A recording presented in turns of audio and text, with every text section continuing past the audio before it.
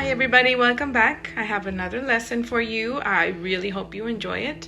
It is about shapes, and I know that you guys know a lot about that. So again, I hope you enjoy it. Remember, if you don't have any of the tools, use what you have. We want you to have fun. I really want you to have fun. I pray that you are still doing safe. I am so happy to see some of my friends here. And again, I can't wait to see all of you and hear you guys singing, and you just make our days so happy. So again, have a blessed week. I hope you enjoy the project. I can't wait to see what you guys make. Bye.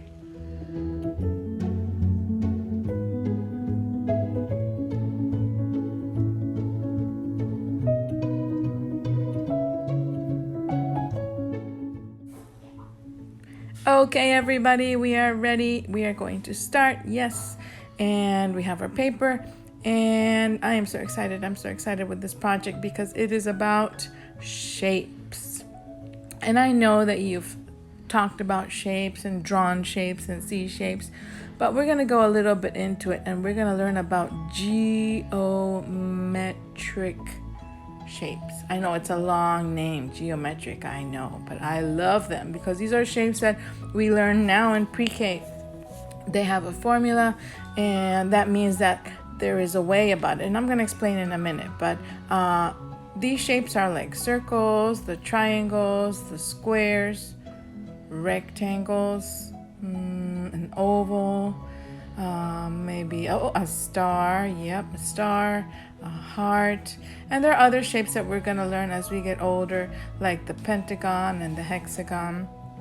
So all these shapes, we're going to learn a little bit more about them next time, but I just wanted to make sure that I covered this a little bit. So geometric shapes, like I said quickly before, they have a formula. What that means is, for example, if I say I have a shape that has 3 sides, right? 3 sides, or 3 angles for that case, but that you're going to learn later. But if you have 3 sides, 1, 2, 3, what shape is it?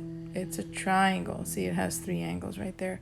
So they have a formula. They have a way of being. So we always use these. We always play with these. But today, we are going to focus on another type of shape, another family of shapes. They're called organic. Yep, you can say it with me. Organic. Yep, shapes. These are shapes that we find around us in nature. Okay, so sometimes we don't even think about it, but things around us have shapes. For example, if you see something kind of like this, oh, it's a leaf. Or if you look up into the beautiful sky and we see clouds. But my favorite organic shape is this, and we are going to call this amazing shape. See, I'm making another one, and they never look the same. So these are some of my favorite because they're kind of fun and they just move around. This is a blob, almost like if you spill some water or spill something on the ground, blob. So that's what we are going to we're going to create our project with this. So you're going to need glue, you're going to need 2 ovals or circles, and 2 little squares. And you can use your crayons or markers. It doesn't matter. Maybe both if you like to use both. It's up to you. There's no right or wrong. You're going to choose the materials you want.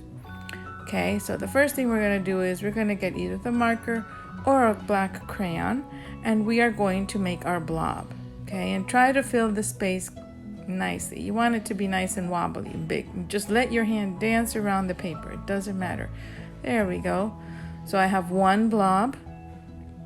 I always like to have a backup. That means I have an extra one. So I'm going to get another paper just in case. That way I can compare which one I like best. So I'm going to make my hand dance in a different way and create our blob. Okay, so I think I like the top one better. I'm going to save the other one. I'll create another one afterwards. So this is our blob. See, he just goes around. So right now we're going to pretend we're making a half a circle, and we're going to color it in. This is actually going to be our blob's mouth later, okay? So you want to color it in nicely, and you can make it any way you want. You can make the mouth any way. I made a semicircle, which is a half a circle. Okay, and I colored it in. And well, these two shapes will later be the eyes. So I am going to color inside them, give them their pupil or their iris. You'll see, it doesn't matter. You can make it any way you want later. And we're going to color those as well because we want it to have cool eyes. Okay, so I'm going to just put them up there and wait till I'm done with coloring my blob. So again, you're going to color on the inside of your organic shape. So you can use markers. They're going to be very bright. Or you can use crayons, or like I said, both. So I have chosen to color with some markers. Now, use your yellow or brightest color first, because if you use a dark color and then use the yellow, it's going to get the tip all yucky. So you don't want that. So I'm going to have some yellow and I'm going to color inside any way you want. Remember, you are coloring the way you want it to be.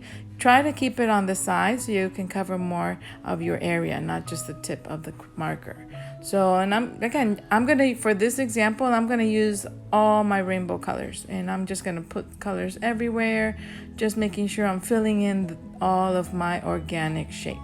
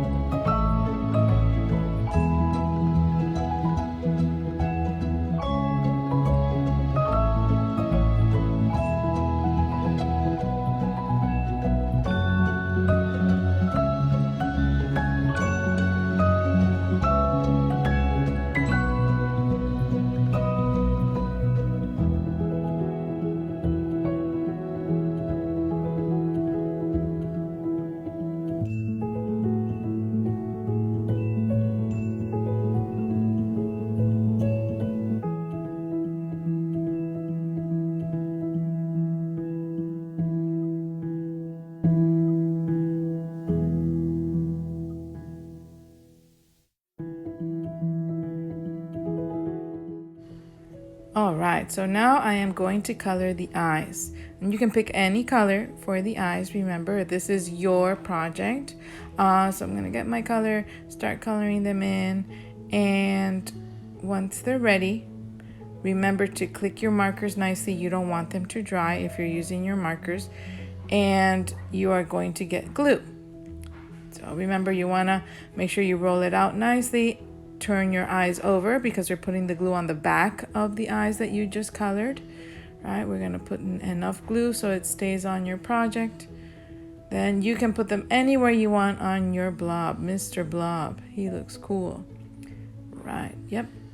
And we had our little squares. Now you can make them smaller, or maybe you just want to use one. And these are going to be kind of like his teeth. It just makes him a lot happier. I like him when he has those teeth. And the white helps the color pop out inside our organic shape little creature. Awesome. So always remember, I like to make some lines just to make it like pop out a little bit, like, yay, he's happy, he has more emotion. So I put those little lines, and your name should be somewhere on the front, because if you frame it or you put it on the wall, you want people to see who made this awesome artwork. Cool. So I can't wait to see what you guys make. Yay. And I will show you another example after this. Right? Click your marker. Don't forget. Oh, and your glue. Before you put the cap on, make sure you roll it all the way down so that the cap does not stick to it. All right. So you are ready to go.